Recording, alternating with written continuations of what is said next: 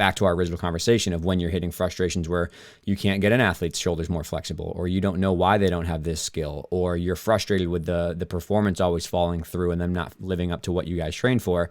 You can be upset and disappointed with that outcome, but your choice to do something about it, or just go back to what you've always done and do the exact same stuff over and over again, or not put in the time and effort to figure out why it's not working and instead just say, we'll just do 30 more of those things over and over and over and over again until you get it right. That's your choice, right? And I think a lot of coaches, including myself as a younger coach, hid behind the victim mentality of like, oh, well, I got bad education, or this person never listens, or they're not dedicated, or I don't have money to pay for research, or I can't afford going to a course, or coronavirus, or the president, or whatever. Like a billion different excuses you can live behind. Or you can just handle it and you can be like, this sucks. Let me figure out what I can do. Who can I talk to? What can I find? Should I talk to the athletes and ask about their opinion? Shocker. Maybe that's something you should do, right? A group think mentality, guys, is there something I'm missing? Do you think there's something wrong? And some of the hardest conversations I've had are with 13-year-old girls, because I asked them directly 4 years ago with me and my partner coach. I was like, this is not working. We're not happy. You're not happy. Something's wrong here. Let's just figure it out. And they told me some of the most painful things I've ever heard, and because it attacked, again, my insecurities at the deepest level. But out of that conversation and discomfort came meaningful progress. And I think everybody listening here who's clearly probably a little upset or unhappy with maybe what's going on now in their life, if they have a problem, like maybe you should talk to some of your closest friends and be like, is there something that I'm missing that you've wanted to tell me, but you feel awkward because you don't want to hurt my feelings? Like, let's get a cup of coffee and just settle this thing. You know what I mean? That's the best thing you can do. The reason I started Shift is because I felt I had a valuable opinion to, from the medical provider point of view, from the coaching point of view, and from some of the other stuff, is to just help share information to just reduce the unnecessary suffering that is in the sport, right? It's hard enough as it is.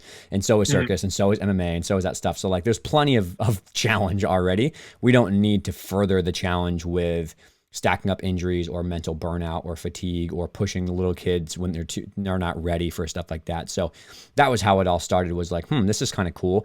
And then I absolutely 1000% have academic ADD. Like I read a lot of books. I like a lot of articles. Like I'm all over the place. Like I jump topic to topic. And I think, again, I like to pull the threads of my curiosity and follow those things down a rabbit hole for things that are very interesting to me. So gymnastics, and it started out with like just gymnastics rehab, sports performance, uncovering strength and conditioning and kind of flexibility and all that kind of stuff. And then it morphed into more of the periodization and the global training, and it morphed into stress neuroendocrinology and allostatic load theory and stuff like that. I was like, this is cool. And then it slowly just jumps topic to topic. And like where I'm at now, where you said where I have a lot of my hands in a lot of different projects, are just things that could move the needle in a positive direction to help humans become better humans, but then also enjoy their sport more, right? Or stay involved in the sport. Because there's so many kids that have great potential in sports, whether it's gymnastics, circus, or all these other sports we're talking about, and they get to a point where they could have been great if they didn't have all these injuries, or if they didn't have a coach that was like pushing them way too hard too early, or if they just had better strength and conditioning tools and education around what to do when they hit these common frustration points. And so that's where I feel like, if I can write one article or put out one podcast that some random coach in the UK hears that works with 4 people in their gym, but because they know how to help this one athlete with this little pain they have and get them to the right doctor or PT, and that person stays in the sport, and it's the difference between them quitting and staying in the sport and learning all these important life lessons I was lucky to learn from my coach and my friends and my teammates, then that is all worth it. You know what I mean? Like that's definitely it. And so that's kind of my bigger why behind why I do it. Different tools that you thought would help athletes, gymnasts, dancers, circus artists in this case, that would help them kind of like break through plateaus, overcome that frustration, prevent injury. Would you be open to just touching on kind of your thoughts on the benefits of kind of programmed weight training, resistance training to augment aerial circus? Yeah, absolutely. It's funny in the gymnastics world. I actually, in the podcast today that I had out, was Scott Wilgers, who is, anyone's familiar with gymnastics, Ellie Black strength coach, who was like one of the more spotlighted people who was she's been weightlifting for 10 years, since she was 16, 2011, before the first cycle of her Olympic quad. And so she's now in her 3rd Olympic cycle going into it. And she has clearly been successful as an all-around gymnast. But she's worked with Scott, that coach, strength coach, doing what everyone else thought was like, completely sacrilegious for the last 10 years, having great success. So we had a long conversation about this kind of stuff. But yeah, it's The science is pretty clear. The anecdotal evidence is pretty clear. I don't think there's a debate that it's not helpful. I think the problem in the way that it came about was a misapplication of the tool that gave some people a bad experience. And there's definitely some strength coaches who probably shouldn't be working with gymnasts because they don't understand the sport, or they don't understand how to program safely for gymnasts to get lean body mass and work on the very specific body strength type things that they need to get down to. But the physiological evidence is pretty clear that weight training helps towards the end goal of explosive body weight power, or to build capacity, especially in the upper body to handle hanging, stuff like that. So in your world, there's only so much loading you can do from a body weight point of view to build capacity before you plateau, because it's only your body weight. You know what I mean? Like, you can't get any stronger, nor can you tolerate more heavy traction forces unless you have something that's more than your body weight. And so I see a lot in the circus world of people who are doing very high volume and very high loading traction forces on their shoulder, and they say, I'm just completely making a number. They weigh 130 pounds, right? And they only have ever trained with 130 pounds their entire life, but they do a drop or they do some sort of skill or routine, and they're bouncing very hard at end range. I promise you that is more than 130 pounds in ground reaction forces. So like, okay, well, how do you train that? Force is here, right? And your capacity is here. And every time you try to do these harder skills or longer routines, you break down, your shoulders hurt, and you feel like garbage, right? So what do? Well, you either pull down the forces and you don't do harder skills. That's not fun. Or you have to increase your capacity. So the way you do that is you get some weightlifting involved. You do some single arm, weighted pull-ups. You do some different rowing variations. You take care of your cuff. You have to grow your rotator cuff to handle the high traction force skills it wasn't designed for from a hypertrophy point of view. So that's some light dumbbell work. I think the problem is that people hear weightlifting and think bodybuilding and like muscle beach.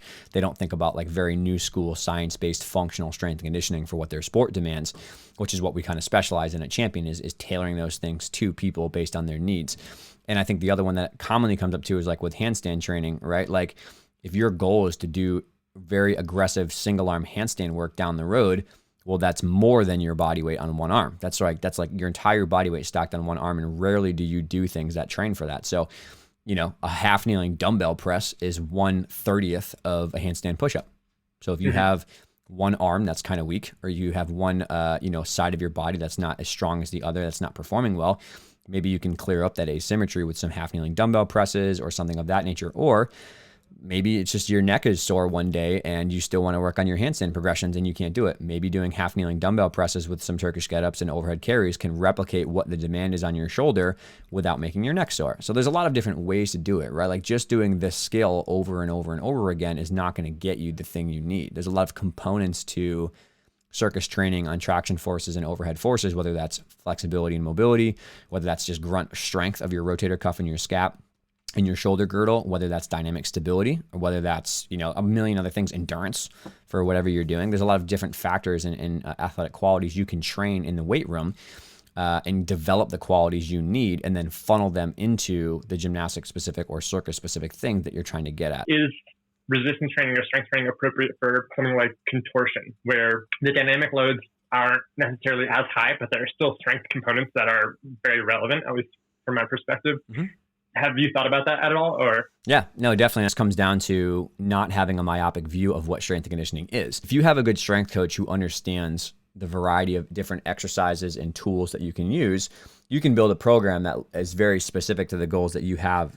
For someone who's in more contortion, it would be less about the larger lifts and less about the, big power end of the spectrum of like 3RMs and stuff like that maybe like a gymnast might work up to for power or rate of force of explosive development, right? Whereas the contortionist doesn't have to handle those ground reaction forces. That being said, they do have to handle extreme ranges of motion and high levels of dynamic stability and cuff control. So a lot of like tempo, pause, eccentrics and elongated range of motion would be great for them, right? Like, we're often giving higher level gymnasts who have beam and floor specialists like extended range of motion split squats. So front and rear footed elevated split squats with a 5-second lower and a 2-second pause, which if you've never felt death before, do a few sets of those. But it very much replicates the very end range of a split pelvis position they need for their gymnastics demands of a switch leap or a switch ring or something like that. So that's an example that might be carry over well to someone with contortionist. They have extreme straddle ranges of motion, eccentric Cossack squats to a very low depth, right? And getting some loading at end range there might be very helpful to build capacity at end range of motion when they're very much teetering on the line of something that's going to be dangerous to their hip joint or to their back. They're so hypermobile. Their static stability is so compromised, right? They don't have inherent stability of their glenohumeral ligaments and their hip capsules to handle some of these extreme ranges of motion that they need to practice that dynamic stability at end range. So doing a basic cuff and hip circuit regularly will help keep their deeper muscles that are stabilizing the hip joint intact to not damage their labrum or stuff like that. But they should be training some of those end ranges with more dynamic stability, things of that nature. And there's great strength conditioning programs that could do all of the things you need, right? Like 2-point pause, Turkish get-ups through every point of motion. Arm bars are a phenomenal thing to give to anybody who's working in circus for overhead anything, handstands, contortion, whatever else it is, right? Same thing on the lower body. Those extended range of motion split squats, deeper pistols, right? Like all that kind of stuff that we know can be loaded. It's just a matter of finding the right avenue to load that person and finding a strength coach who understands the unique demands of their subset of circus training. I have moved into more comprehensive assessments, I guess. It's not the way to say it. Not that I don't use a lunge and a squat and that kind of stuff, but there's some things in the FMS that aren't checked out. And again, I think Gray would be the first to tell you that it's a very small piece of his overall assessment. And so we have developed at Champion, when I work, we took all of the stuff that we believe in from the SFMA, FMS, McKenzie, all of Mike's experience, all Lenny's experiences, all of Dan and my experiences, and the other Mike Scaduto and Lisa, who I work with. And we all just put our heads together and said, like, what do we think is important for all athletes generally to do?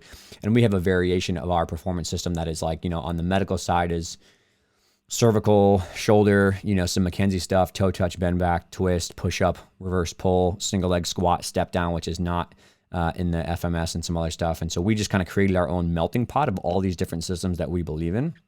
And we use that. And then we have an abundance of medical tests that we do, and I think the perfect example is the discrepancy between like a baseball player's shoulder and a circus or gymnast person's shoulder is like, there are some things that are very important to look at that the FMS would not, or the SFMA would not. Like total arc range of motion, for example, is very helpful and very important in cross-body adduction in a baseball player, but those things are not as relevant for a circus artist or a gymnast. So maybe we're looking more at like shoulder hyperflexion and scaption and some other stuff there. That probably is more important to us. And so I think that it got molded into just a general movement assessment, which is what we do now. And then we do our own medical assessments, which we believe is pretty helpful. But in terms of like predicting injury, I don't know. There's nothing that can predict an injury. It's a moving target at all costs. But I always believe in open communication and just asking how someone feels and talking about that is number one. Number two is I always look at periodization and strength conditioning research of how you plan your training, and are you using well evidence-based periodized models of light, medium, heavy, and planning blocks and planning rest times and that kind of stuff. I do believe that basic wellness monitoring is very important. Like, how did you sleep? How do you feel? Give me a number 1 to 10. We can add that up and get a wellness score with like sleep, mood, all that kind of stuff. To train type thing. Exactly. Yeah, exactly. So those things are always more simple but intuitive. But then also like with, I've been fortunate to do some work with Tim Gabbett, and like I think the workload research is, again, has criticism with acute to chronic workload ratios. And I think Tim would be the first to admit it's not perfect statistically.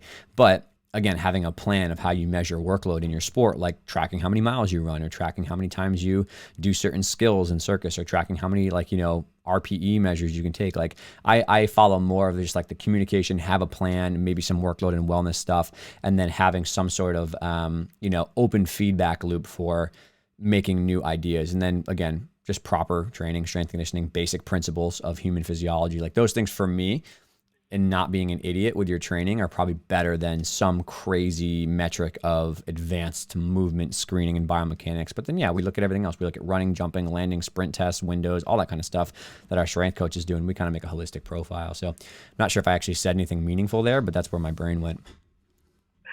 Yeah, I mean, I think you did. I think you clarified that no one measure is going to cover all of what you need to look at in an athlete. Especially like the FMS I think did a little bit get a reputation of like, okay, this is going to be used in this way, but really it's like a short, clinical, efficient like screening tool, and it's not meant to be this like massive, all-encompassing thing.